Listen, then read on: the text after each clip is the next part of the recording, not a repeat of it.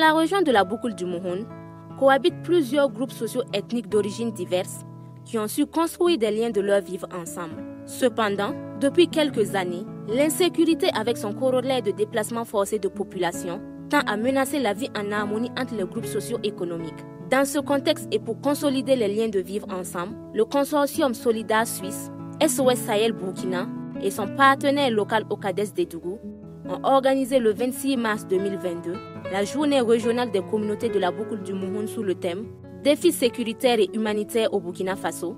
Quelle stratégie pour le renforcement de la cohésion entre les groupes socio-ethniques?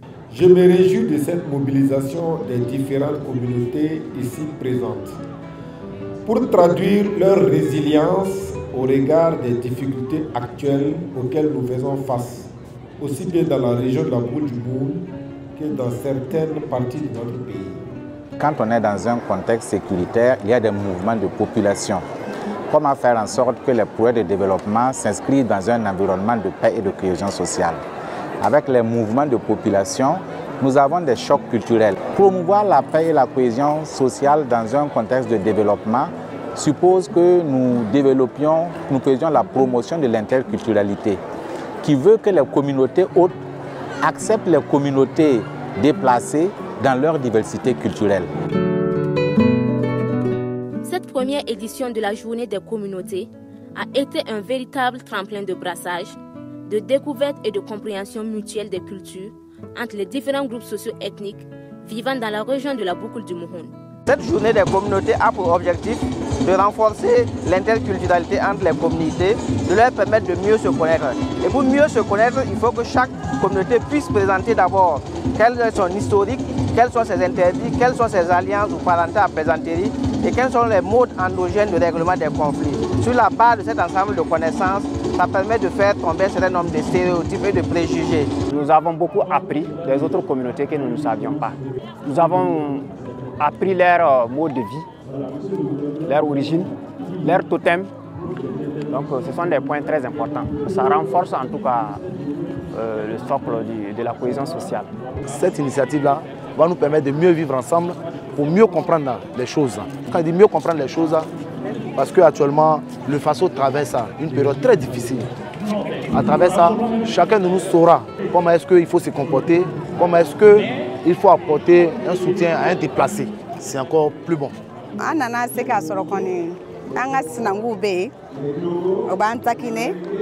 ubi kulon kenna yo ban neni ambo neni ale jarane kosobe bise tuma do bise ga tle flak le saba abi miati nyon ye ka se ka ni nyon ke kwa donc bibi nate en beda fanilo donc ale ambiance ni jarane kosobe.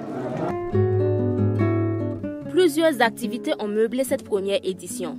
Les principales ont été un thé débat, une foire culturelle et un repas fraternel pluriculturel. À l'issue, il y a eu la signature de la charte d'engagement des communautés résidant dans la boucle du Mouhoun à œuvrer pour la paix et la cohésion sociale. Le message là, c'est un appel. On lance un vibrant appel à toutes les communautés qui vivent ensemble à Dédougou dans la région de Mouhoun de s'associer et de parler le même langage, en tout cas afin de résoudre les conflits qui peuvent naître et que nous allons pouvoir en tout cas vaincre le phénomène du terrorisme qui cause beaucoup de problèmes pour le bon vivre ensemble. Ce que nous souhaitions, c'est qu'ils puissent vraiment faire en sorte que ces engagements soient respectés, qu'ils travaillent à ce que les conflits qui naissent au niveau communautaire, on cherche d'abord les solutions endogènes. Parce que c'est ça aussi le vivre ensemble. Il y a des diversités, il y a une richesse culturelle pour résoudre les conflits, que ça soit d'abord la base, avant de penser à faire contacter l'administration, parce que quelquefois, à l'interne, on a vu qu'il y a des forgerons, il y a des chefs de village, des chefs de terre et des sages, qu'on exploite d'abord ces possibilités et essayer de promouvoir la paix au niveau de la région. Cette initiative de promotion de l'interculturalité qui a drainé du monde a connu la présence des chefs coutumiers, de religieux et de personnalités administratives. Le gouverneur de la région de la boucle du Mouhoun a adressé ses remerciements à la communauté hôte qui a ouvert les portes de sa localité aux autres communautés venues de l'intérieur du Burkina Faso et de l'étranger. Il faut bien comprendre que quand les communautés se retrouvent comme ça, c'est fantastique.